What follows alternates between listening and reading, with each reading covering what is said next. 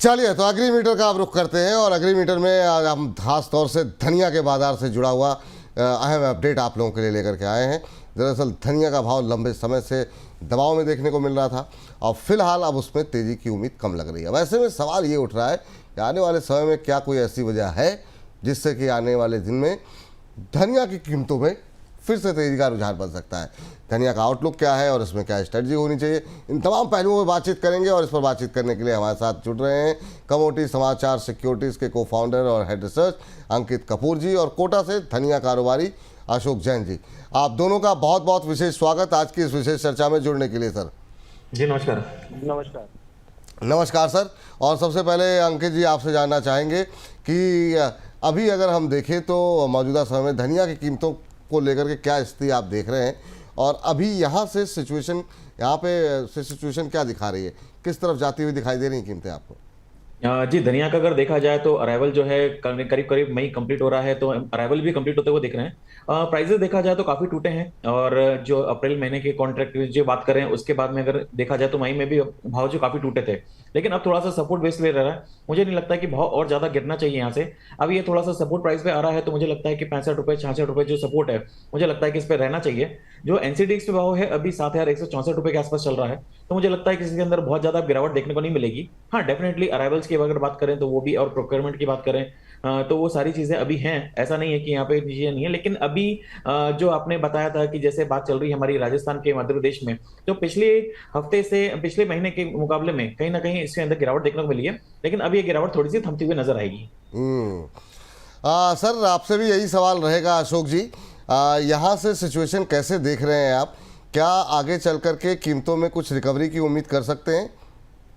Sir धनिया है कि अपने बॉटम भाव पे ही चल रहा है। यहाँ से 5-7 रुपए की तेजी, 5-7 रुपए की मद्दी, बस यही पूरे साल का मेरा व्यू है। क्योंकि स्टॉक काफी है यहाँ पे, अभी भी मसाला वालों के पास भी स्टॉक काफी पड़ा हुआ है।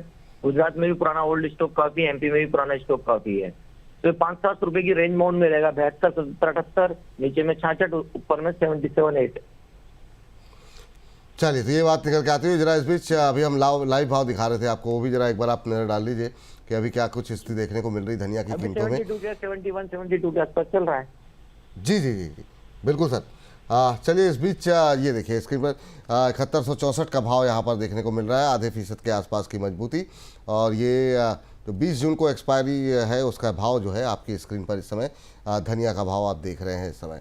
सर अब अगला सवाल अंकित जी आपसे ये है कि इस साल में अगर हम देखें तो मंडियों में अभी तक आवक जो है वो पिछले साल से ज़्यादा दिखाई दे रही है। आगे चल कर के आवक को लेकर के क्या स्थिति दिखाई दे रही है? जैसा कि अभी जैन साहब कह रहे थे कि काफ़ी ज़्यादा जो है माल पड़ा हुआ है, तो ऐसे में 5-7 रुपए की रेंज ही देख रहे हैं वो। आप क्या मान रहे हैं और आपका क्या क्या मानना है अभी?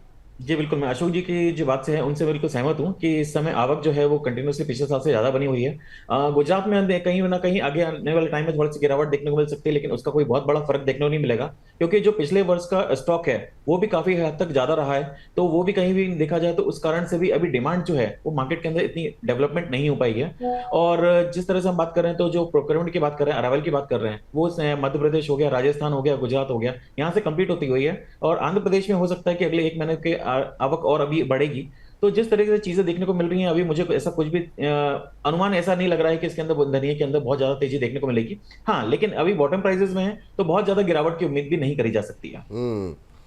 सर अभी आप जैन साहब आवक को लेकर के क्या सिचुएशन देख रहे हैं? क्या आगे चल कर के कुछ आवक रुकती हुई दिखाई देगी, पर्याप्त है, आगे और बढ़ती हुई दिखाई दे रही है, कैसा लग रहा है सर?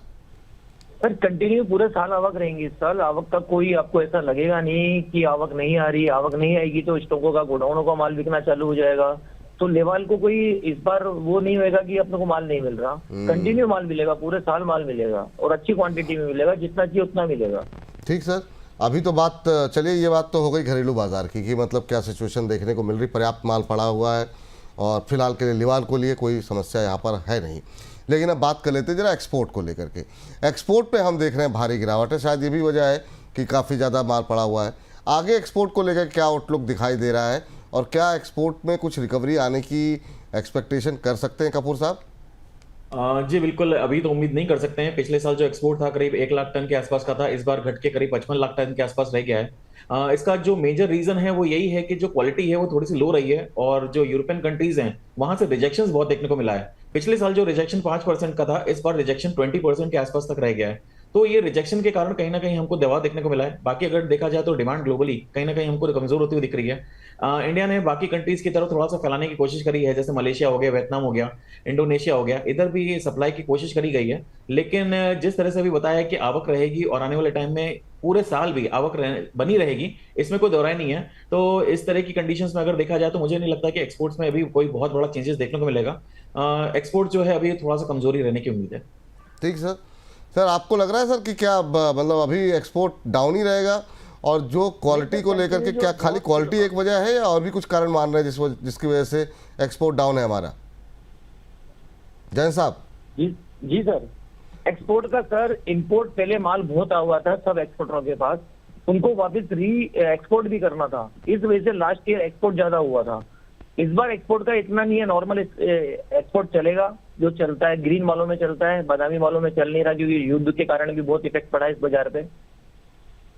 तो क्या तो मतलब कोई ज्यादा एक्सपोर्ट भी नहीं लग रहा। जी नहीं, मैं वही कह रहा हूँ, वजह क्या खराब क्वालिटी है या और भी कोई कारण है, या जो रिजेक्शन है आ रहा है यूरोपियन कंट्री से? क्वालिटी का कोई इशू नहीं है सर, लेकिन क्या पिछले 3-4 सालों से एक एक्सपोर्टरों की एक वो होती है, क्या कहते हैं, अपने टर्म्स एंड कंडीशन होती है कि इंपोर्ट करोगे तो एक्सपोर्ट करने पे आपको 30% सब्सिडी का जो एक ऑप्शन होता है वो मिलता है। लेकिन 2-3 सालों से एक्सपोर्टरों के पास इंपोर्ट माल बहुत ज्यादा था, उन्होंने लास्ट ईयर एक्सपोर्ट करके उसकी पूर्ति करी है। चलिए इस बीच उस वजह से आपको एक्सपोर्ट ज्यादा दिखा है। ठीक सर, ठीक है। अंकित जी, अब जिस तरीके से हम देख रहे हैं काफ़ी ज़्यादा आवक है और एक्सपोर्ट में गिरावट है, धनिया की यही एक बड़ा कारण हम देख रहे हैं, इसकी वजह से एक दबाव धनिया के ऊपर बना हुआ है। लेकिन अभी हम देख रहे हैं जो गुजरात से खबर आ रही है कि उत्पादन अनुमान में थोड़ी कटौती हुई है, क्या इससे कुछ सपोर्ट मिलेगा या फिर अभी नहीं? और दूसरा ये कि क्या कुछ बाइंग की जा सकती है, या फिर चूंकि जैसा कह रहे हैं जैन साहब कि 5-7 रुपये में ही घूमता रहेगा तो अवॉइड करना चाहिए? क्या सलाह रहेगी कपूर साहब, आपकी राय? जी बिल्कुल सही बोल रहे हैं कि ये बहुत ज्यादा 5-7 रुपए के अंदर ही घूमना चाहिए, बहुत ज्यादा इसके अंदर उठापटक हमको देखने को नहीं मिलेगी। लेकिन हाँ, जिस तरह से गुजरात के अंदर आपने बात करी कि थोड़ी सी जो उत्पादन है वो कम हो सकता है, उसका इम्पैक्ट देखने को मिलेगा। लेकिन एक बड़ी चीज और भी है, जो सपोर्ट प्राइस है वो काफी इंपॉर्टेंट हो चुका है। तो 65 रुपए के आसपास नीचे में और ऊपर में 80 रुपए, मतलब अगर 80 रुपए को भी क्रॉस करना बहुत मुश्किल हो जाएगा मुझे लगता है। तो अभी सपोर्ट के आसपास चल रहा है, 7150 के आसपास चल रहा है। थोड़ी सी अगर गिरावट मिलती है तो शॉर्ट टर्म के लिए खरीदारी करी जा सकती है, क्योंकि अराइवल कहीं ना कहीं जो 3 राज्य मेजर हैं, राजस्थान, मध्य प्रदेश और गुजरात, यहां से अराइवल कहीं ना कहीं मई एंड में खत्म होते हुए नजर आएंगे। तो अगले 1 से 2 महीने में अगर इसमें तेजी बनती है तो वापस से 75 रुपए, 76 रुपए, मतलब 7500, 7600 तक मैक्सिमम जा सकता है। फिर वहां से वापस से हमको दबाव देखने को मिलेगा। तो ये जो रेंज बनी हुई है, मुझे लगता है कि रेंज बनी रहेगी, और नीचे में 6500 से लेके 6600 के रेंज में काफी सपोर्ट जोन बना रहेगा। मुझे नहीं लगता कि आने वाले टाइम में इस सपोर्ट को तोड़ना चाहिए। लेकिन अगर इस सपोर्ट को तोड़ता है तो फिर आगे और ज्यादा पैनिक देखने को मिल सकता है। लेकिन जिस तरह से अराइवल की बात कर रहे हैं, जिस तरह से डिमांड्स की बात कर रहे हैं, तो डिमांड तो देखिए अभी इतनी है नहीं मार्केट में, दुनिया में कोई बहुत बड़ा एंथुजियास्ट नहीं है जो बोल सकते हैं। तो मुझे लगता है कि इसके अंदर भी रेंज बाउंड ही ट्रेड करना चाहिए। हाँ, अभी सपोर्ट पे चल रहा है तो एक अगले 1 से 2 महीने के लिए उछाले के लिए काम कर सकते हैं, तो थोड़ी तेजी बन सकती है। जैन साहब, आपका क्या मानना है, कुछ बाइंग की जा सकती है धनिया में या अवॉइड करना चाहिए अभी? तो मैं भी इनकी बात से, क्योंकि अभी हो सकता है कोई भी ऑपरेटर अपनी पोजीशन बनाने के लिए और ऊपर जाके बेचने के लिए वो उसको परफेक्ट टाइम है। 5-7 रुपए की तेजी मध्य इस धनिया में कोई मायने नहीं रखती। कोई भी ऑपरेटर है, कोई भी ट्रेडर है, इसको बना सकता है, लेकिन वो आर्टिफिशियली तेजी मंदी बनेगी, उसमें निकलना ही चाहिए। बिल्कुल सर।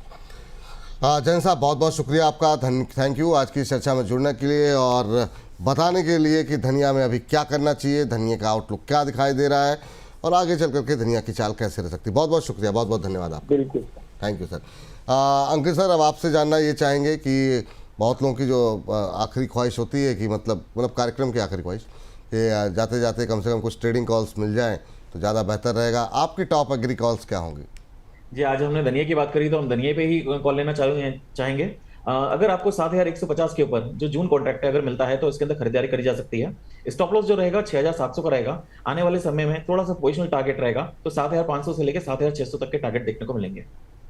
जी, तो ये बात धनिया को लेकर के निकल करके आ रही है। यहाँ पर आपको खरीदारी करके चलनी है।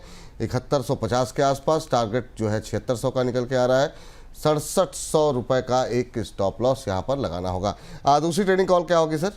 दूसरी ट्रेडिंग कमेंट जो हमने पिछली बार आपसे बात करी थी, तब हमने कैस्टर सीट के अंदर बाय दिया था आपको 6200 के अराउंड, और उसके अंदर अभी जो है कहीं देखा जाए तो 6450 के आसपास का ट्रेड कर रहा है, तो काफी अच्छा तेजी देखने को मिली है।